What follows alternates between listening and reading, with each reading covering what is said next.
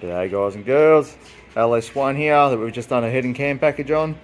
This one's using a set of CNC heads which are done by Blackwell race engines. 20 thou off them. Camshaft is a Crow Cam 236 242 on a 113 lobe separation and just over 600 thou lift. Standard manifold, standard throttle body. A lot of people love to change these things for God knows what reason, but it's got the, I'm not sure what this intake is. It's an X-Air intake, so kind of looks like a VCM to be honest with you, just with a bigger filter. Standard 4L60 trans with a 32 converter in it. Don't know how long that's going to last for, but 330 kilowatts, just over 500 newton meters of torque. It does make all the power up on the top end, so it does lose a bit of bottom end torque, but it's RPM that we're making the power in. So, but yeah, good little package.